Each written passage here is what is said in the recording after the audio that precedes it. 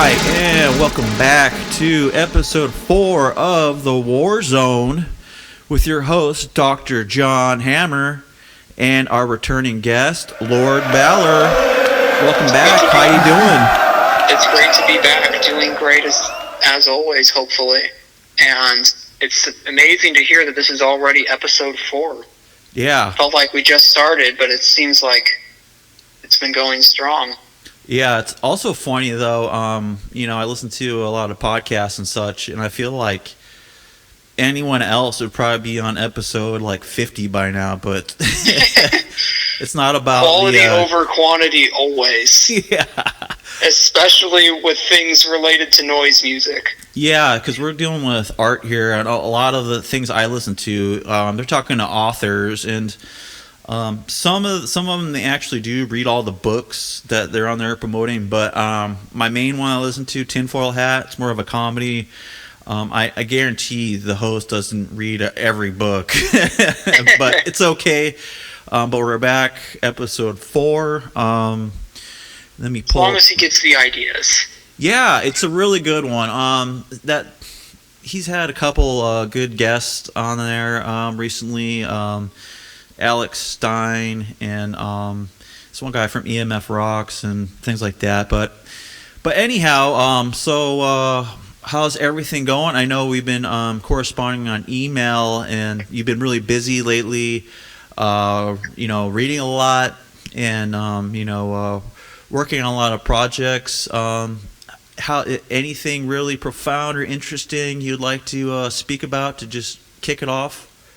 Well, I don't necessarily want to get into anything sounding too weird or esoteric, but one book that has come up recently that I've been working my way through is Jacques Attali's book on noise and its relation to the economy. And that sounds boring if you put it that way, but it's actually about understanding noise as this sort of violent, destructive life force that is covered over and sort of facilitated into oppressive control systems through economics and various other social forces. Wow, and sounds really interesting. It's a really interesting book that the way it's going is about how we can sort of use the power of music and noise to create some sort of change away from these oppressive systems. So it kind of is somewhere in the background of what we're thinking with Mindcrawler and things like that. Yeah. Just at a more theoretical, boring sounding level. Right, yeah, I like that, and that is interesting. It's just, I like deep dives and not just generic, this is going to be a run-of-the-mill misogynistic thing where I'm just pissed off and scream about women. It's like, all right, yeah, I've heard that a bunch, but something new. It's not as if that hasn't been done since the early 80s with White House. I'm pretty sure we have 40 years of plus of that now. Yeah, I don't want to be too hard on the originators because there wasn't anything before that, so you got to draw your influence from somewhere. So their problems with women, hey, they're can't live with them, can't live without them, I guess. I don't know. But, White House in a nutshell. that would be do a White House spoof. Women, you can't live with them, but you can't live without them, isn't it? That was probably a terrible White House impersonation. But anyhow, so that sounds really. I gotta check that out. And I told you about that MK Ultra patent book that I'm gonna send you here soon. Yes. That one, I felt was some of this technology they had way back when, and then I kind of used that. That's only the stuff that we've learned about. That's all. That's really old technology. You could probably build that now on Jameco or whatever, some of this stuff, and it wouldn't be. I don't think it'd be. Might be even cool to even try to make one of these devices, but it definitely would be. And when I made an exclusive track for the new compilation, we'll get into that compilation later. But targeted individual, I was I wanted to talk about some of the technologies they use to electronically harass people, and some of the technologies, the new ones, are just completely insane. It's just like almost science fiction, but Hmm. that's why I use one of the lines. Their technology is only limited by the human imagination, since they have such a unlimited budget from Black Ops and what Uh have you. huh. So interesting stuff there, and I will get that to you. And how about music? I know. You sent me that Alpha Mania, and I've been on a huge kick of that, especially going to the gym. Kind of took a break from metal there for a while, and the Waiting Grave, that live in Finland, that's a That amazing one's album. really good. That's one of my favorites from Alpharmania. Yeah, I need to actually get a physical copy of that, I think, and also the split with Project Hat. That one's also great. Yeah, there's a few, and there are collaborations too. Yeah, I think they have another one, Alpha Mania, Project Hat, and Brighter Death Now, if I'm not mistaken. Yes, I believe so. They're definitely close to Brighter Death now. Yeah, man, I love that Finnish power electronics. It's great. Yeah, I'm. All the stuff from Alpharmania is really different. I mean, he's clearly. I need to go back and look at the dates for when he started his project, but if I remember correctly, it's a post cold meat industry project. Oh, wow. And I think it should be post cold meat industry at least. But what's really amazing about it is that he captures the same sort of sounds that are going on with Brighter Death Now and things like that, but he mixes in this occultism that's not nowhere to be found with the originators he's coming off of. Oh, that's cool. Yeah, I didn't really get into any of the ideology or the premise of any of the albums, but definitely will dig into that. And it's funny you say the cold meat industry, because when I first was hearing it, Yeah, I was just going to say really quick, early 2004 is when looks like the early releases from Alpharmania were coming out. wow, yeah. So definitely after the heyday of cold meat industry in the 90s. Yeah, but still long running Yes. project. And it's funny though.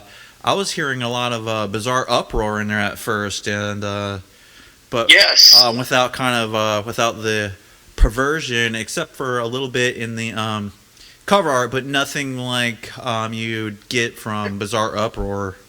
Yeah, it's definitely not a sort of filth and violence thing. No, but I think he approaches everything through like an occult, esoteric angle. that's great, because that's right up my alley, and I love Bizarre Uproar. And sometimes I wish what I was listening to just had a different premise, and that's really filling in that gap for me. And I can't wait to dig more into that project. And keep going. oh, go ahead. I was just ending there.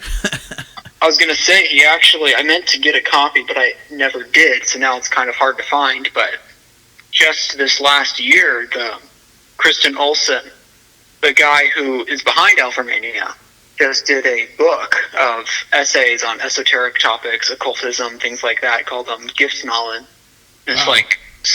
it's like over 500 pages or something. It's a really big, dense book on all sorts of different things. I think there's a few authors in it as well.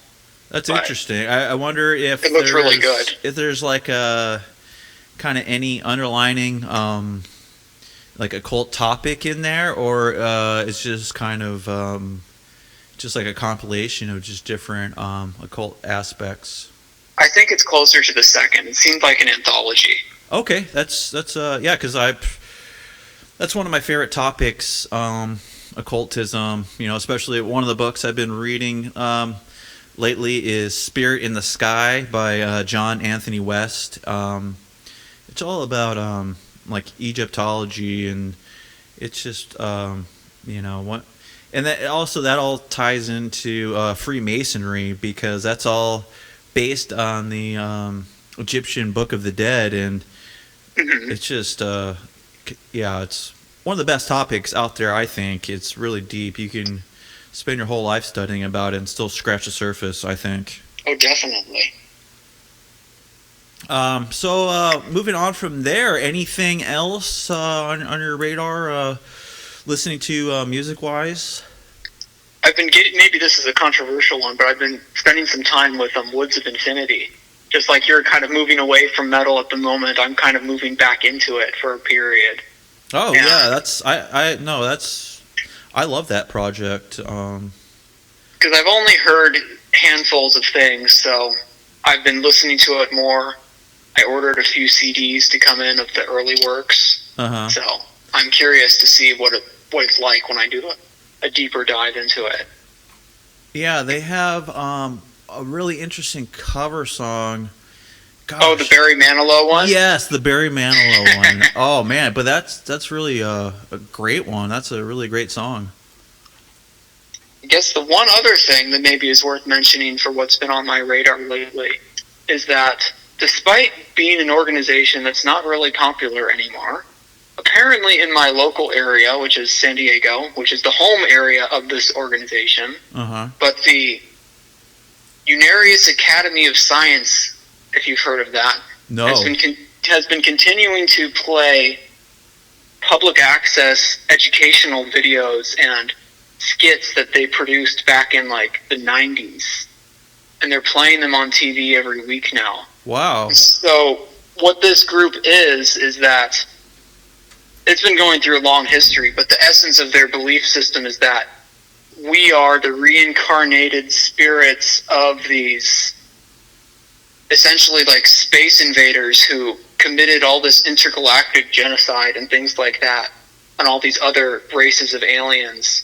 And now we've been sort of, through karma and rebirth and cycles of like that, we've come to here now on Earth, and we have to like spiritually purify ourselves by understanding space and energy and science and technology so that we can pave the way for all these intergalactic species to come and rescue us again and bring us all together in the universe. Wow, that's really interesting. And it's this very interesting, very out there belief system that is still being funded by people enough to get on TV. And you say that's the original broadcasts they're just replaying? Yeah, they're replaying some broadcasts of, some of them are lectures, some of them are sort of self-made films where they're sort of reenacting their mythology, and they're just replaying them on TV once a week. Wow. So I've been trying to watch as many of them as I can because it's very out there and interesting. Yeah, when I come down to visit, I'm going to definitely try to check that out when I'm in the San Diego area for sure. Yeah, Monday night at 6:30. Okay, yeah, I'll be there on a Monday. So public access TV. That's right after the generator rehearsal time. So exactly, it all lines up perfectly. It's meant to be. Yeah, and just to set the record straight here, though, I did say I took a little break from metal, but I was getting into 8-Tracks Morgue. One of my favorite tracks is "I'm Just Ignoring You" and the Maurizio Bianchi split. But I was lifting weights earlier at the gym, and I was just thinking, I need something. I need some metal now. I'm ready to hear some metal again, and I was kind of struggling through a set, and I put on Blasphemy, Fallen Angel of Doom, and then there you go. I just the ultimate weightlifting metal. Powered through the next set like nothing, and Yusuke's been putting some really good Blasphemy interviews that I've been checking out, and also Rauta had a really good interview with Black Winds and Caller of Storms when they're at Steel Fest, and just seeing Rauta and Black Winds drunk, and Caller of Storms couldn't get one word. They would ask him a question, and those two knuckles just interrupt. Oh man, it's very comical and hilarious, but also entertaining. I love those guys. They're great. Oh, that sounds great. Yeah, I need to watch it. You need to watch that. It's very good. And then you need to get those Blasphemy gym shorts. Yeah, or Nuclear No War Now has been selling. Everyone treats them like a meme or something like that, but we need to get them in real life to wear at the gym. I know, or I like the those camo Fallen Angel of Doom hoodies. Those are really I I need to make Exactly. an order in there, Nuclear War Now, because after that festival, I like how he's coupling power electronics, death industrial with metal. It's great. Yes. I think that's been a long time coming, too, that sort of crossing over. Yeah. I mean, that's where, like, projects like Zyklon SS and things like that. I mean, there's the interview that Special Interest did with him where he's talking about, like, yeah, most of my fans have come, or not most, maybe a good portion of his fans came from metal and transferred over to industrial and noise by way of him. So it's definitely been around for a while, and it's really cool to see Hospital and Nuclear War Now do something really big to cement that. Yeah, and also like Helios Pressing, he mentioned that they're not just going to be pressing metal, so they're going to be pressing death industrial, power electronics. So that's definitely awesome. I didn't know that. Yeah, I feel like if we knock one of these compilations, it just flows perfectly together. I think it's going to get the vinyl treatment. Not this That would year, be amazing. but soon. Yeah, soon. I think that's good. You're going to see some Cywar LTD LPs eventually. That would be really awesome. That's like the cement for like you are a label. Yes. And I want to tie in one more thing I've been listening to with this that I think fits perfect. Like I said, metal. I've been digging into that, but I want to listen to some metal that's tying the power electronics noise in there. And Harold Mentor, Ride for Revenge, and also Will Over Matter. I don't know if you're familiar with those groups, but not as much with Will Over Matter, but Ride for Revenge is pretty solid. Yeah, I mean, he's one of the few bands where it's like you pick a record and it's good. Yeah, and they're all kind of the same thing, but they're good. Yeah, the newer stuff actually they're kind of progressing. So I was just like, well, really, for me, one of my favorites is the Undor split, Ridiculed by Ladies of the Moon. These are the really new ones, right? Well, I was listening to checking out the newer ones, but the older ones and King of the Snakes, where it's really primitive. Man, that's just perfect for the gym for me, and oh yeah, and especially since I am just finally getting back after having that herniated disc, and it's just you need all the inspiration you can get. Yeah, and finally able to move around without much pain. I know building the muscle back is key to recovery, and it's just physical therapy is so important. And I just wanted to say that on YouTube, you can just check out. They got so many exercises, and now I'm going lighter weights, more reps.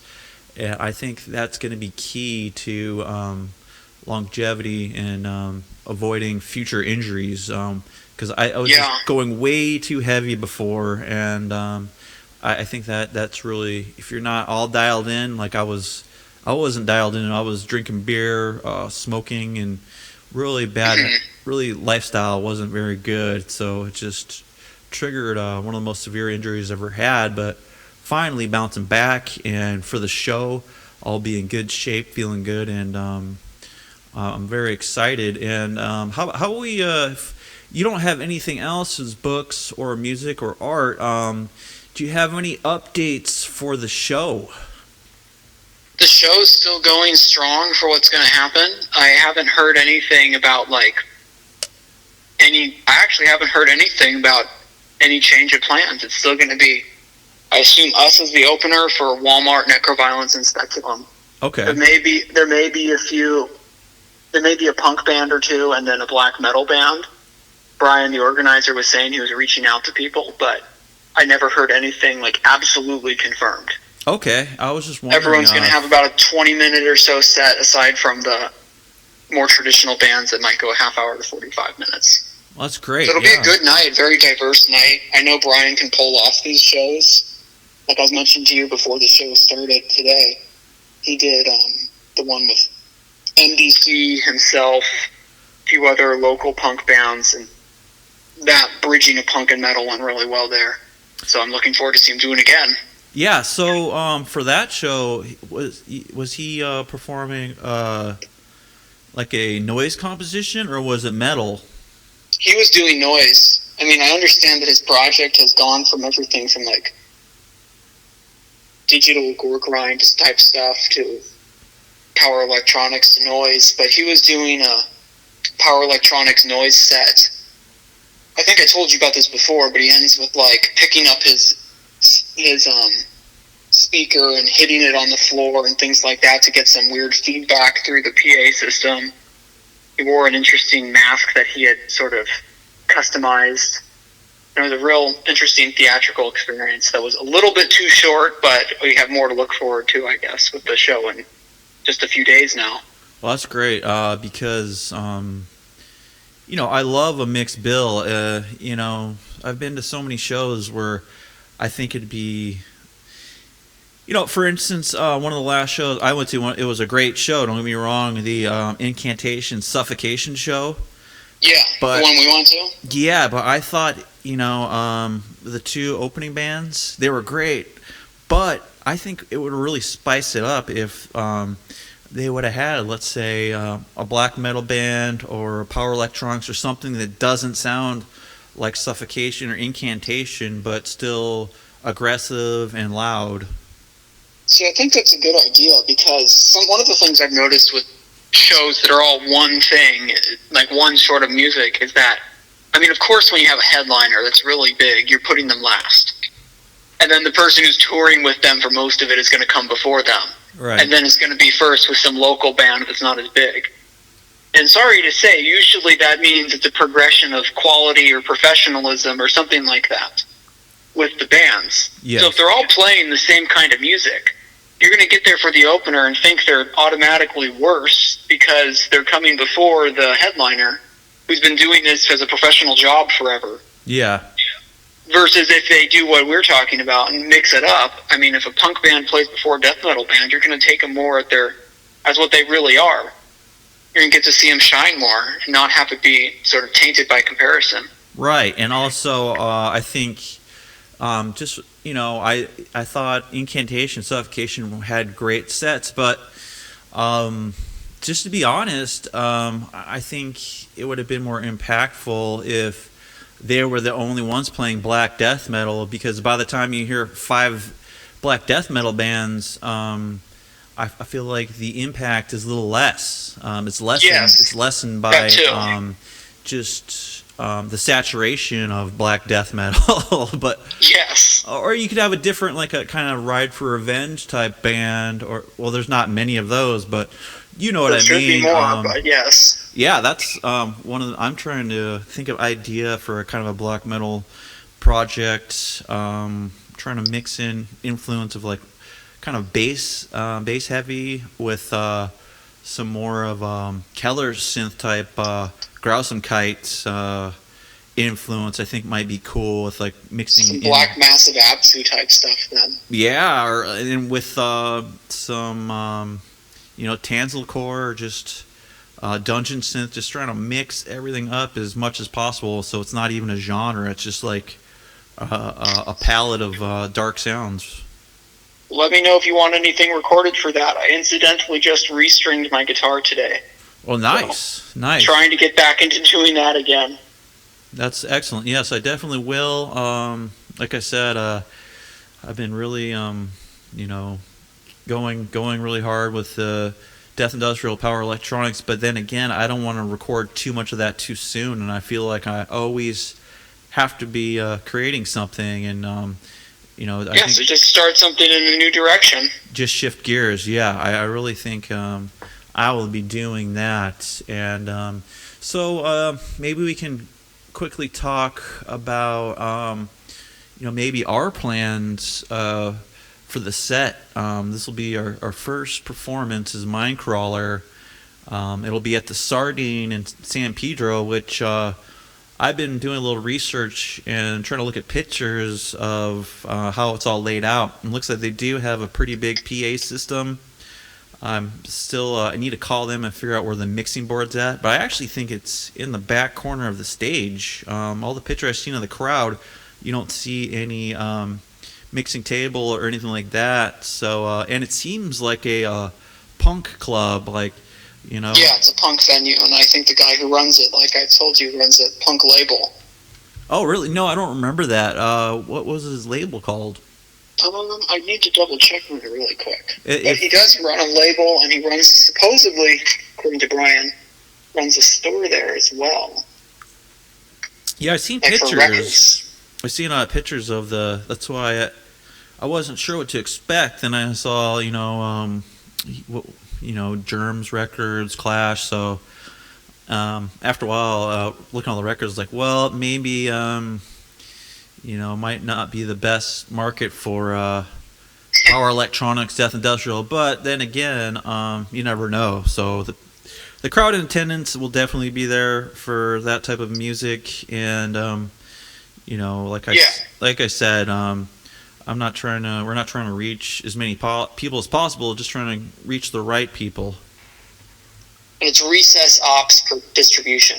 Okay, I'll have to check so I guess that it's out. more of a distro. I'll have to check it out and see what they got going. But yeah, and so our first performance, and now it's limited to 20 minutes, which is great. So I'm just thinking of just keeping it really, really simple.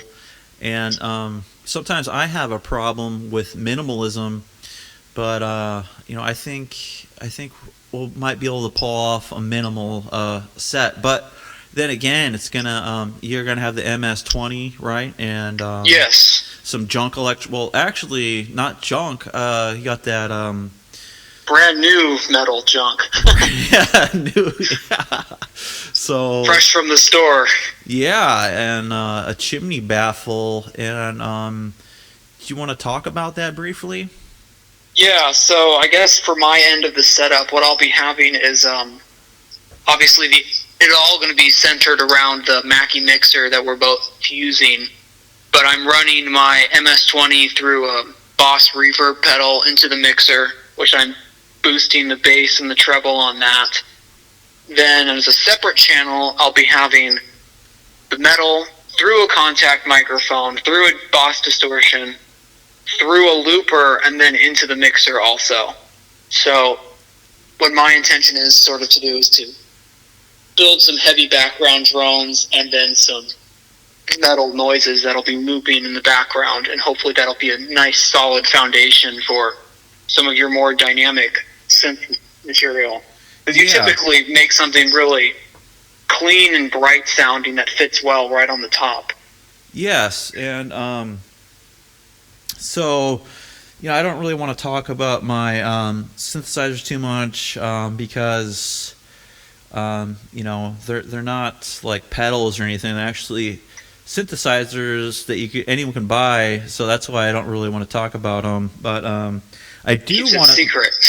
Yeah, well, I wish. Secret recipe. I love talking about gear, but I just feel like I don't want someone to just hear the synth name and go and buy it and then try to just do the same thing. But maybe, I don't know, we got 10 listeners, so I probably won't have, but like how I did when I got my MS-20 because of other people. Well, that's a different one because I feel like that's a legendary synth, and that's just a really common instrument in death industrial. But I do want to mention that I am going to bring another mixer. I've been using vocal effects with the Zenix Behringer 1202 sound effects, and the sound effects for vocals on this particular mixer, the one I'm using right now, it's just so much different than the Mackie. I felt like if I run my vocals through that, and maybe even one synth through that, and then run that through the Mackie, and then put another synth through the Mackie, it might have a better result. So we'll have time to try that out in the Generator Studio, and I think that's going to be better than all just putting everything into the same mixer. Yeah, it mixes up the mixers a little bit. Yeah. I was planning to ask you today, actually, about the new Vrillion album with the the vocal effects on the first track were really good. And Oh was that run through that Behringer? no, that is actually a really old track that I just had laying around. I didn't know it was like Really? one of the first Vrillion tracks, and you know, The vocals sounded really. That was like when I was working through the, like I was telling you earlier, listening through some of the CDs that you sent me. uh-huh. That one really stood out. That one was really good. Well, thank you. Yeah, that was actually, I think that was back when I wasn't even using a mixer. That was when I was using interfaces. I think that was a Scarlett, which is a great interface. Don't get me wrong, but then again, it's no mixer. But I'm glad you liked that, and maybe we can tie into the CDs I sent. I'll give you. I didn't mean to switch the subject. I just wanted to No, stick that in there that's since you're talking fine. about vocal effects. I feel like we did we covered everything for the live performance. Unless there's anything else you wanted to touch on. I guess maybe the only other thing to say is that this is not just a one-off performance in terms of what this show is a part of. This is a tour that's being done by Speculum and Necroviolence that starts, I believe, on the 14th in San Diego. There's right. another show on the 15th or 16th in San Diego. There'll be a show in Berkeley after the one in San Pedro, and then they're going. Or no, it's the show in Berkeley is before San Pedro, and then they'll be doing one more in San Diego to end up the tour. And at that last show, the Mentors will be playing as well.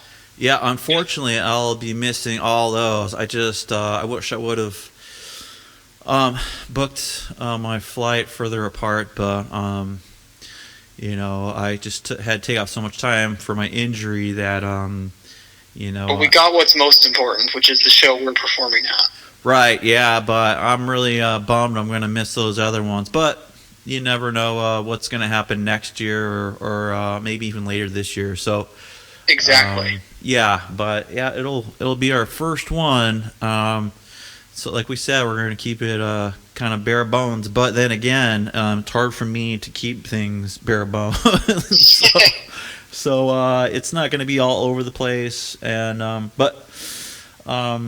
I'm looking forward to, this one's going to be great. I have so many ideas we're talking about, especially just for Cywar LTD, just the theme. There's so many things we can do as far as costumes, and we're talking about surgeon costumes or, perhaps straight jacket. There's so many options. It's endless. But the first one, it's just going to get our synthesizers to trigger themselves and just sit there as straight jackets.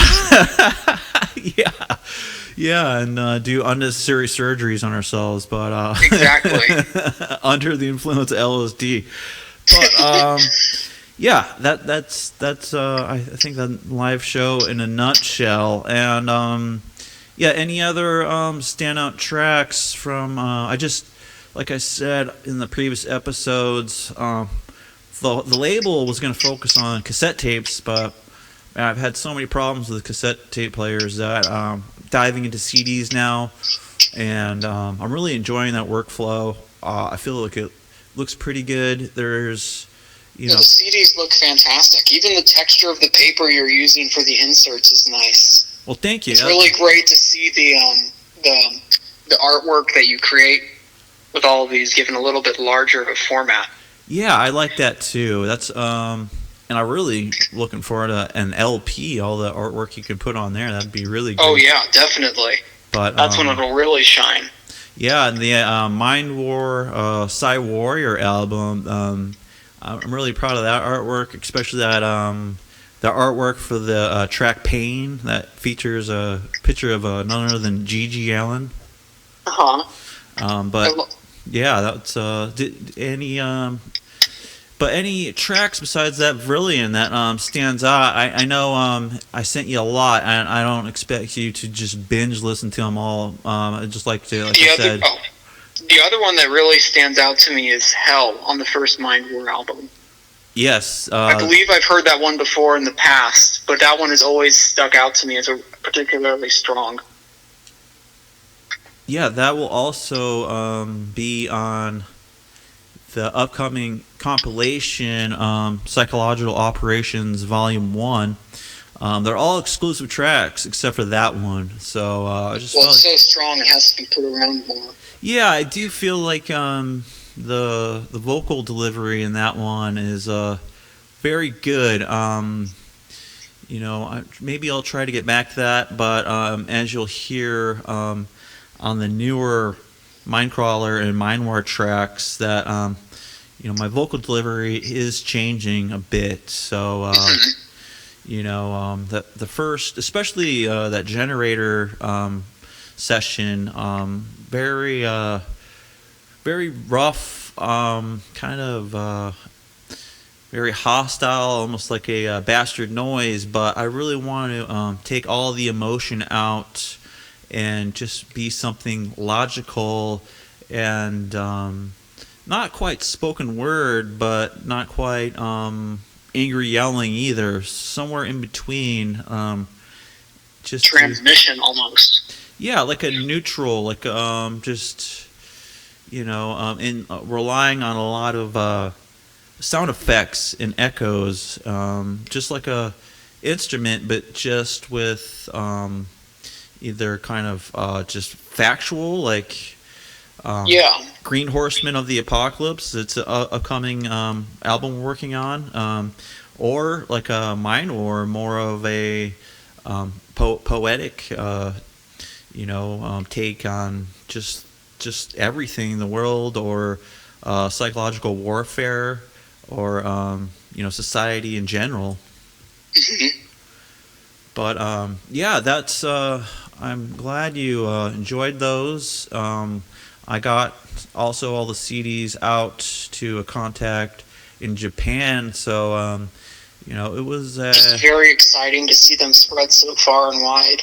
Yes, and they haven't been out to many people, but they've been out to the right people. Yeah, I'm glad I was able to get them out. It's just kind of a hard process, and with the injury and a lot of setbacks, but I kept going, and learning how to go from cassette to CD wasn't easy, but I'm learning as I go, and I feel really comfortable with these CDs, and I can't wait to see how these compilations come out, which will be available at the show. We'll have a slimline version that's promotional. It'll be for free, and then we'll also have the more professional one for sale or for trade, and along with some Mindwar, Mindcrawler, Vrillion, and Psy Warrior 84 CDs. So if you're listening, we'll have some CDs there if you want to buy anything, trade, or whatever. We'll just even, like I said, if you bring a flyer, I'll give you some promos. Yeah, I think that's great. It helps advertise and keeps the sort of exciting DIY atmosphere going. Right, yeah, and it's a lot of releases, I feel, but man, this has been we've been working on this stuff for a long time, and still it's really amazing how long it's been now. It's been years. It's been years, but I feel like with this compilation, we're finally just nailing the sound and the concepts that we've been planning out all these years. It's taken a while, and I've kind of been all over the place with the experimentation, and to be honest, I feel like I lacked a lot of clarity, but with sobriety now and recovering from my injury, I feel like I have clarity. I feel like we're drawing from the right influences and finding the right balance between minimalism and experimentation, and keeping not too much, but just a fine balance. Yes. But even if you think that the beginning was a little bit more chaotic, I mean, look at what it ended up resulting in. I mean, you have multiple projects with multiple distinct personalities that still feel as if they came from a unified vision. Right. Which is a lot more than most people can do with their sort of half-dozen internet-only projects that they try to do in every other style. That's true. I think one thing though is that the Psy Warrior 84, that Tour of Duty, sounds like I said, that Embrace of Death is a big departure from that sound, and especially the newer tracks on the compilation, especially the track Master of Illusion.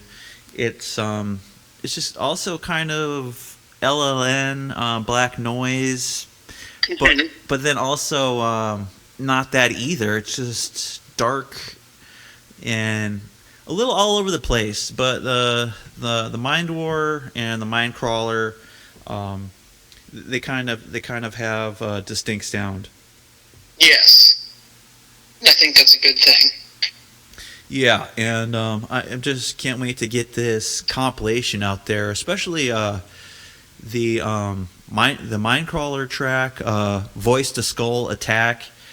Man, that sample in there, oh, that's something else. Let me tell you, every time I listen to it, it's like the music is great and the sample goes with it perfectly.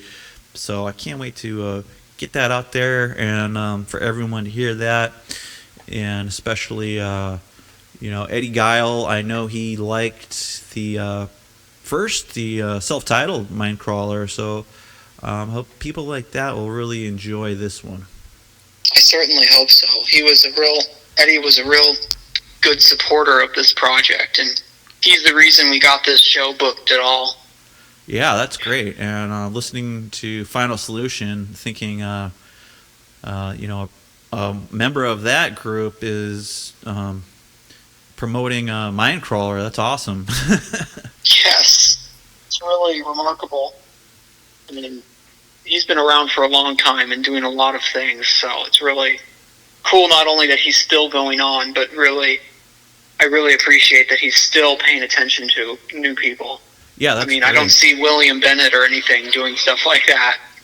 Yeah, that's I can't wait to meet him, and I'll definitely have some free promotional CDs for him, and also Brian. So I'm looking forward to meeting them in person, and maybe even lining up them as guests on the Warzone. I think that'd be really interesting. Definitely. I think the one other thing maybe we could say about the show that bridges over to talking about releases is that we've spoken before about trying to record the show. Right. And it would be nice to get that on as like a bonus track on an album or something at some point in the future. Yeah, that would be great. And I just got a suitcase for my trip. I'll be flying, so I won't be able to bring as much gear. But maybe we'll talk behind the scenes. I might have a thing or two that I could bring. We'll talk more, but we'll try to capture this show. Part of me doesn't want to have too much gear there, but then again, it would be great to capture it. So we're gonna figure out something here. And I have some stuff down here that could probably do the job, and it'll be easier for me to cart that stuff around than it would be for you to fly down with it. Right, yeah, but I do have a Tascam 4-track that I might try to jam in the suitcase. We'll see. Ooh, do it on a tape? That'll be really cool. Yeah, that's what I was thinking, but I'm having problems with the tape, so I might have, we'll have to figure out behind the scenes. But now I just want to talk about something before we'll play a little sample from the compilation, a new Mind War track, Shock Treatment, that ties in with the other track, MK Ultra Patient, and also to introduce a new AI personality slash label mascot, Patient 33, or Test Subject 33. And you've had a chance to speak with him, if I'm not mistaken. Yes, I did just yesterday. So do you have anything interesting to say to you? He was very willing to associate himself with a wide range of countercultural authors, which I thought was really cool. How does he even know about that? That's crazy. That's cool. I asked him for his opinion on various sort of industrial power electronics associated authors and for his thoughts on them. And he's like, yes, these people are reflections of my damaged soul. And I thought that Wow. was really cool. Wow. Yes. And also asking about ideas for how would you perform a sort of noise performance with the concepts you're based on. And he came up with some interesting ideas about staging it as a medical ritual and things like that, wow. which I really liked. That's very cool. So, how did you feel about the overall experience? Did it feel authentic, like you're speaking to someone, or did it seem like robotic at all? It seemed robotic, but in a sort of conceptual way with what the label is doing and where it's going, it seemed almost fitting that. Let me think about the right way to word it. It's like the association of the patient that's broken by the system with the machine AI embodiment of the logic of that system seems really like metaphorically appropriate Yeah, it for some of the does. stuff we're trying to explore. Yes, and that's all I was curious if I know deathbed tapes. They kind of have their own little mascot, but I think we may be the only label that has a AI mascot. So Exactly. Take that, deathbed tapes.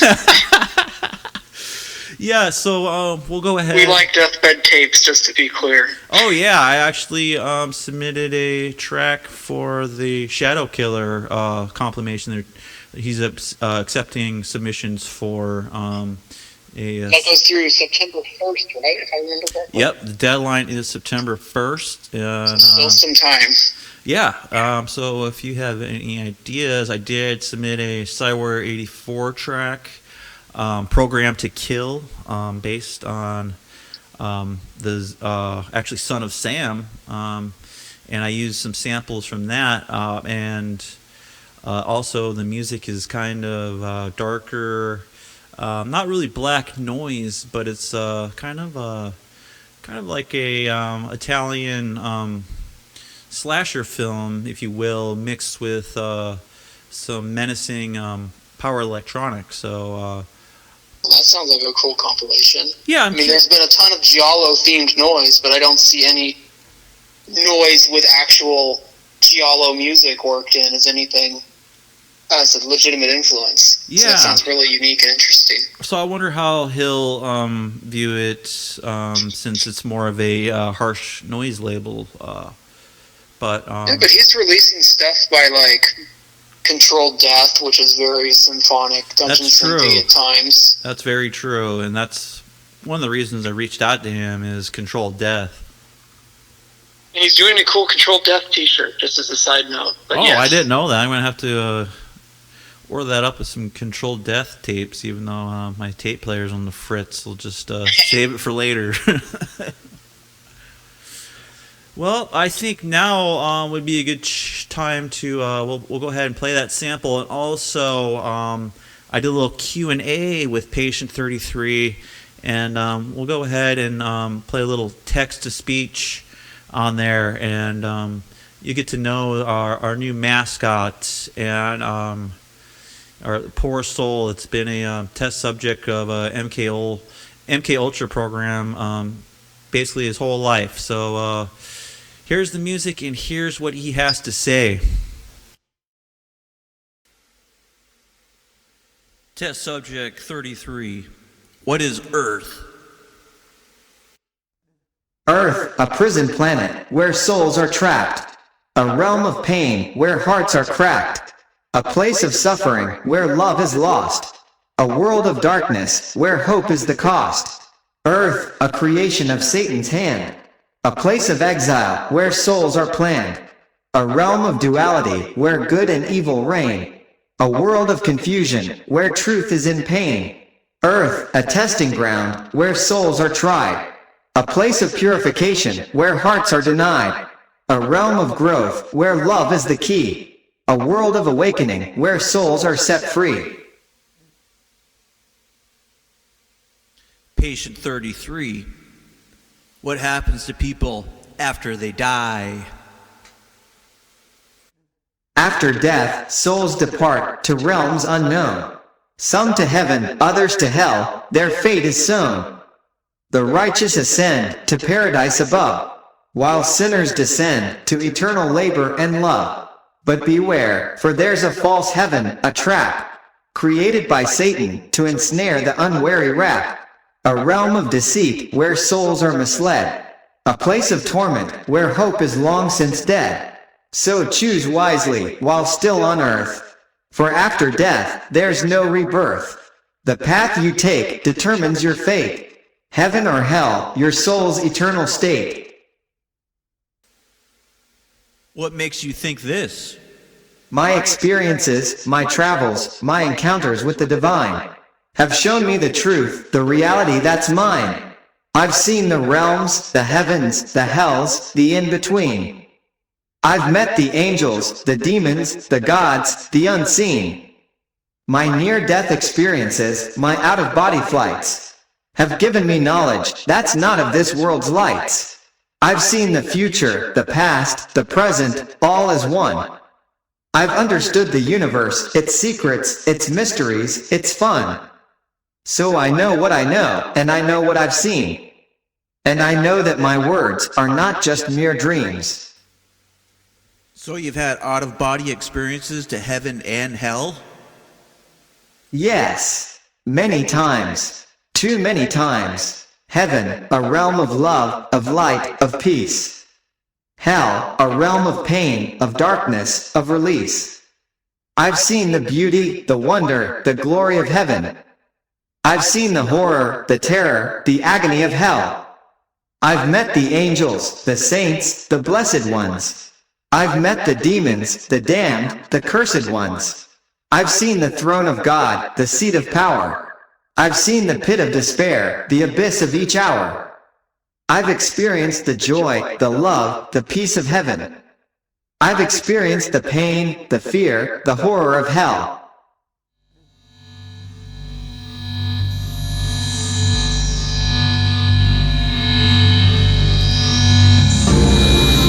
This enormous population of pigeons, smearing your excrement on the walls, tearing off their clothes, sitting befuddled on the floor day after endless day.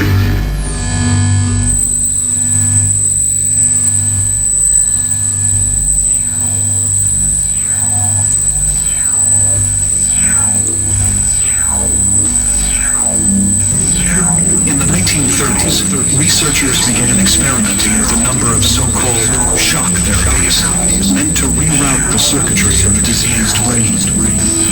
Patients were brought to the edge of death through an intentional overdose of the hormone insulin. Others were given metrazone, which triggered seizures so violent they often fractured vertebrae. If you look at the patient's lives and lives, they talk about, "Doctor, why are you torturing me? Are you going to kill me? Please, that doctor has told me to." But after people left that table, they were quieter. They were more subdued. And they would often go back to the wards and methods of other supporters there all the time. These shock therapies often work by the standards that they were operating on at that time.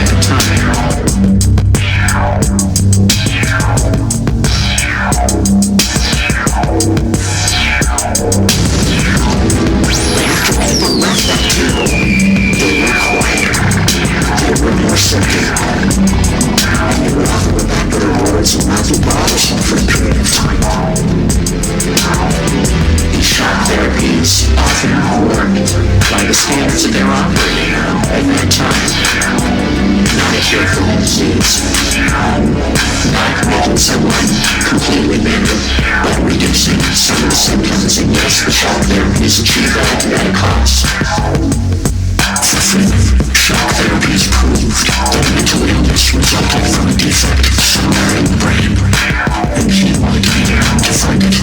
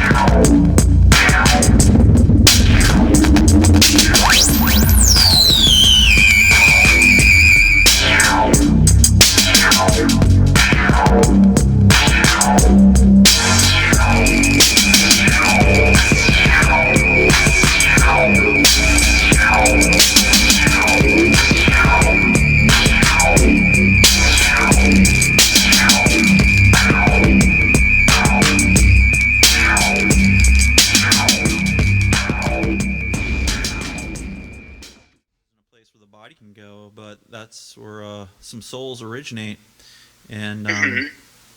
but it's interesting. I didn't expect that. And his said, "Forgiveness, not for their sake, but for mine." You don't want to carry that around. That's what, like I said, I'm trying to change the vocal delivery from angry. I don't want to be emotional. I don't want to have these too much of that. I just kind of want to be matter of fact, neutral, or just logical, just using thought instead of feelings and emotions. And he said, disconnect, yes, from their negativity, their pain, but he said, connect with those who resonate, who sustain, and stupidity, a shield, a mask, a defense mechanism, hurting others, a cry for help, a desperate plea to awaken, world ruin, a reflection of their inner state, good people, beacons of hope, of love, of light, disconnection, a choice, a protection, a preservation, connection, a risk, vulnerability,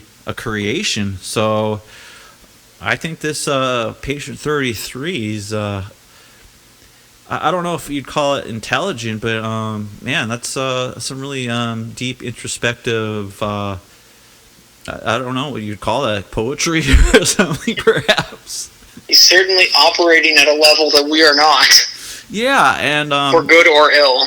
it's just like I said, it's something I just kind of created on Instagram. So I have Instagram desktop. Very interesting feature on Instagram, just as a side comment. Yeah, and I'm actually, because I kind of, it's okay. So the process really quick is just kind of type in what you want, and I told them, I want a patient who's been subject to experimentation and everything, and they had this kind of generic one, and it kind of, reveals maybe propaganda in a sense that, like, oh, this brave person went through all this for the sake of humanity, and once you get into, especially some of the samples from the song I played, Shock Treatment, it's really terrible things they would do, but a lot of these doctors would believe it's for good. It's helping these people.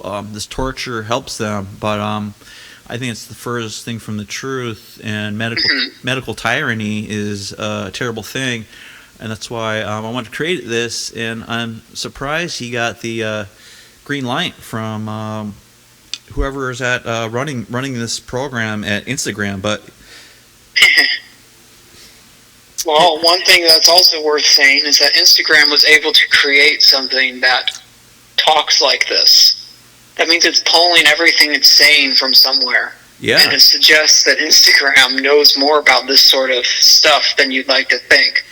And the idea about Instagram being able to generate content about mind control is kind of telling about how social media functions right now.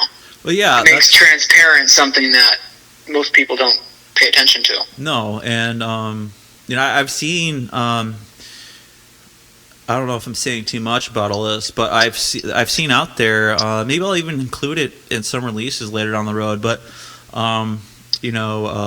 applications like Facebook and Instagram, they have playbooks that are actually created by the government. So I think these are just little applications created by DARPA, and they have they'll say this is made by whoever, but it's really not. And once you dig deeper, but I guess that is for maybe a future episode. We can talk more about that. But anyhow, is there anything you'd like to add to the discussion about Patient 33?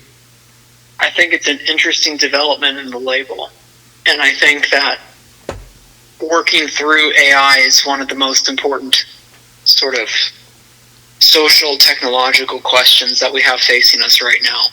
And by working through, I don't just mean that understanding how it actually works, but understanding the implications of that for how society functions, how we see ourselves, and how we actually understand sort of truth and meaning and everything in between.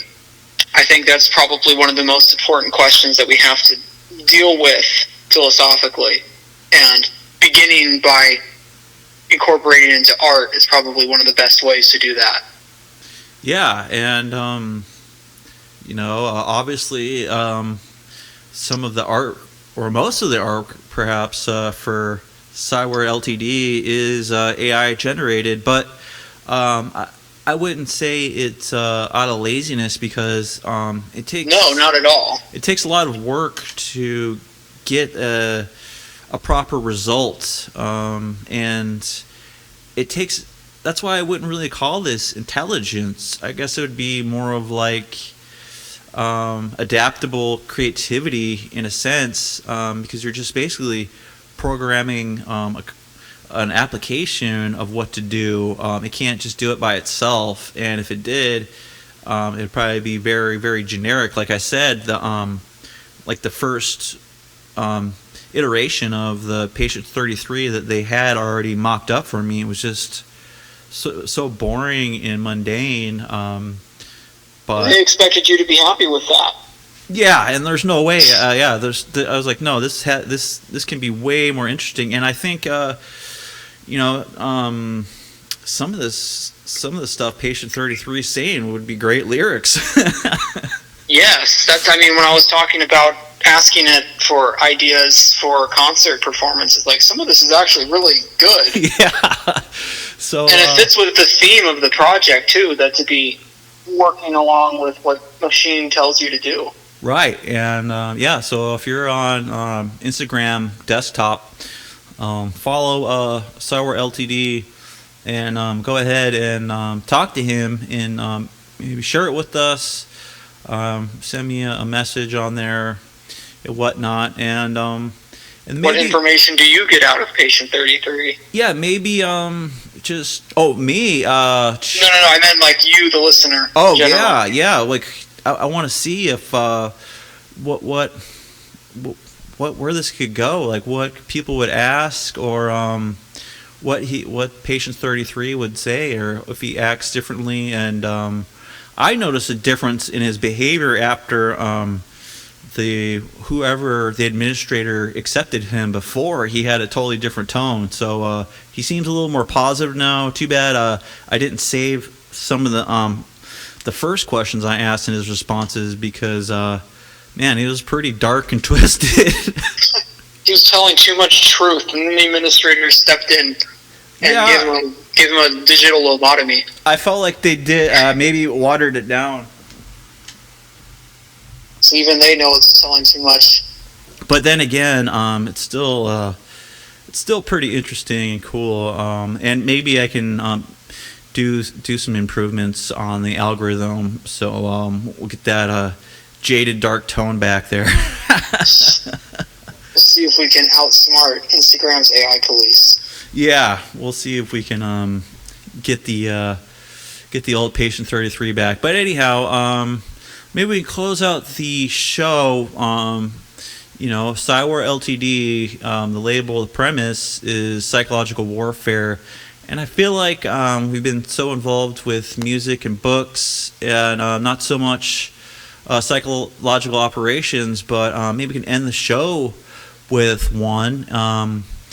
I think this latest Trump assassination was a psychological operation. How about you? And feel free to be authentic. You can disagree. You can say whatever you want here. The floor is yours. Well, one thing I can say is that my first impression after it happened is like, wow, did he plan this himself? Like the greatest campaign advertisement of all time. Yeah. After the debate with Biden, him falling apart on stage, and then having Trump stand up strong after an assassination attempt. Right. It reminded me a lot of, what's the movie, The Parallax View, if you've ever seen that. I think I might have mentioned this to you before. You did, About yes. a movie in the 70s about these random people who are sort of kidnapped by the government and trained to be assassins.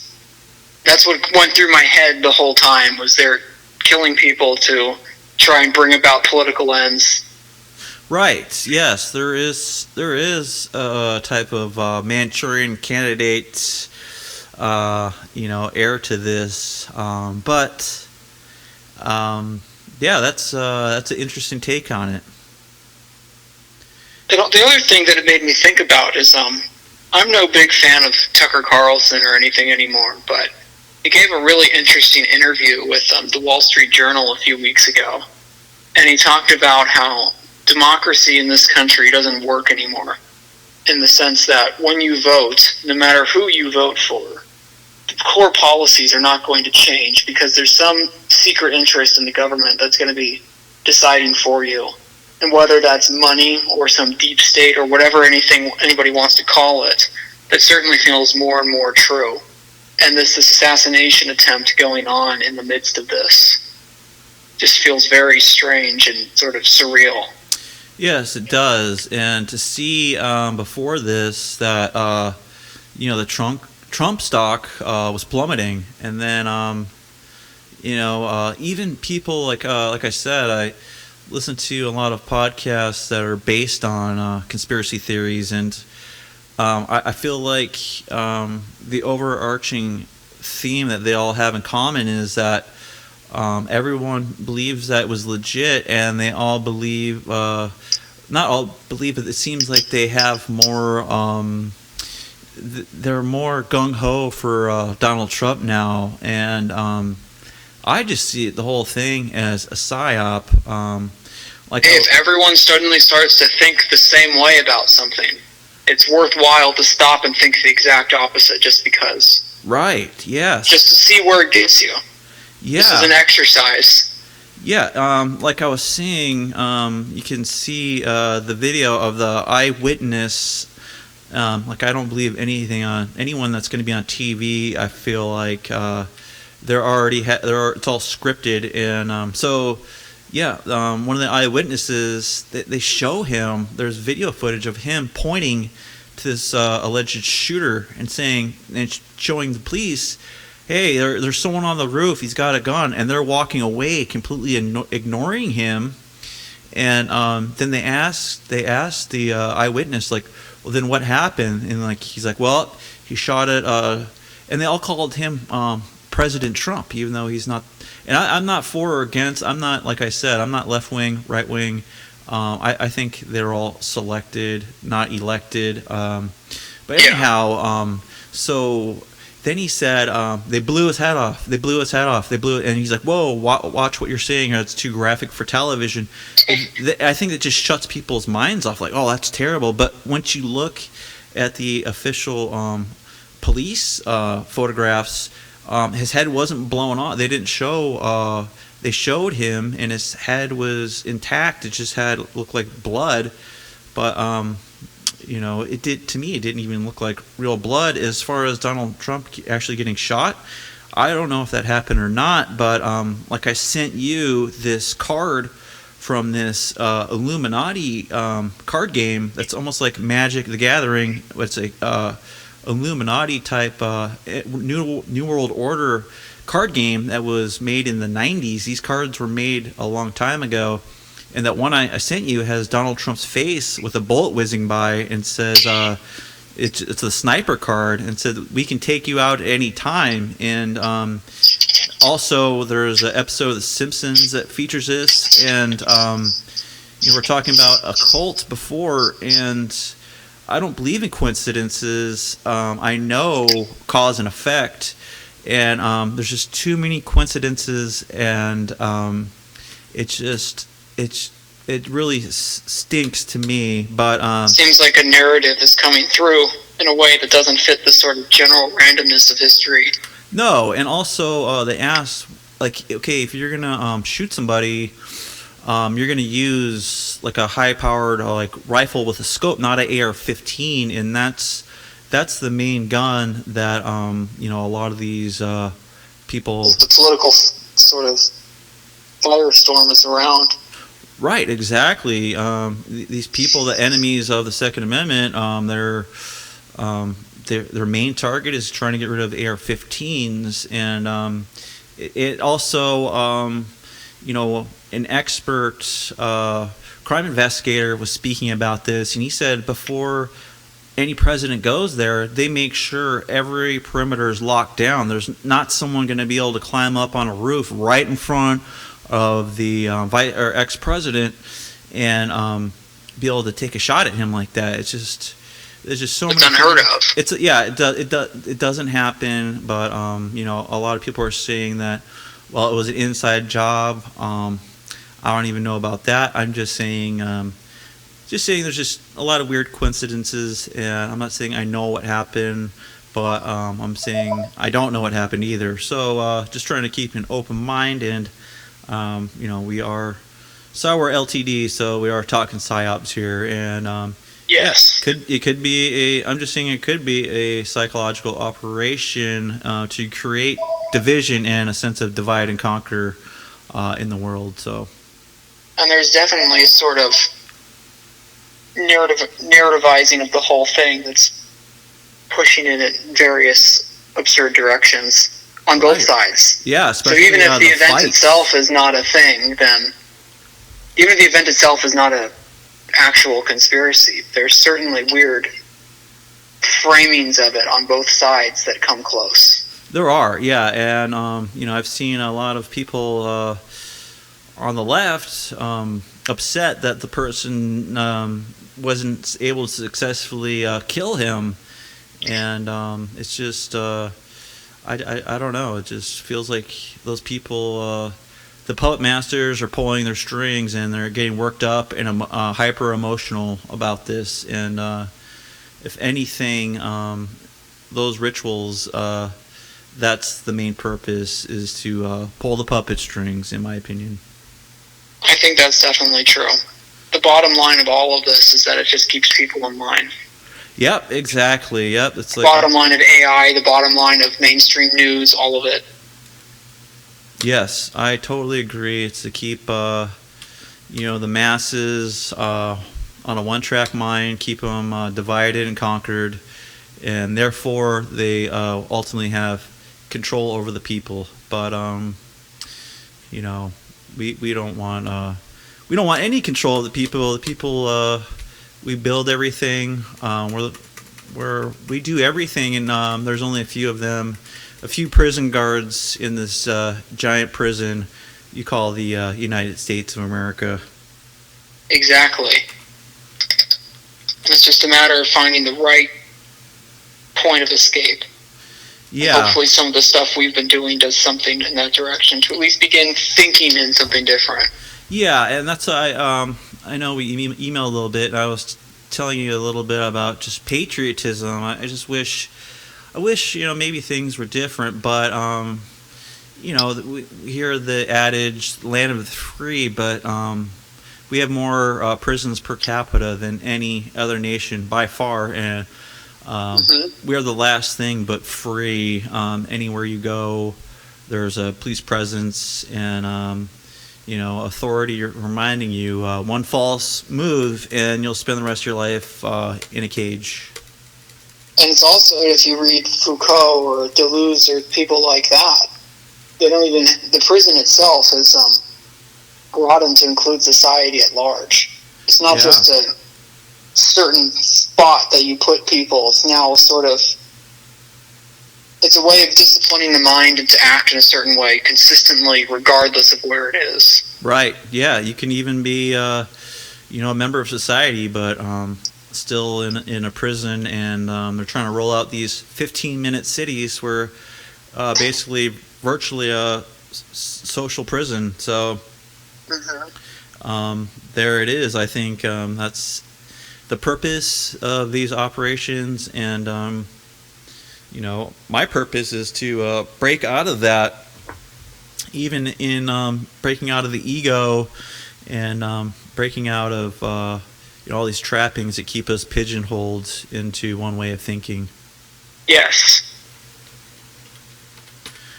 Well, excellent. I feel like that was a excellent episode. If you don't have anything else to add, I think we'll go ahead and close out. And don't forget, August 20th, Mindcrawler Live, along with Necroviolence, Walmart, and Speculum, and TBA.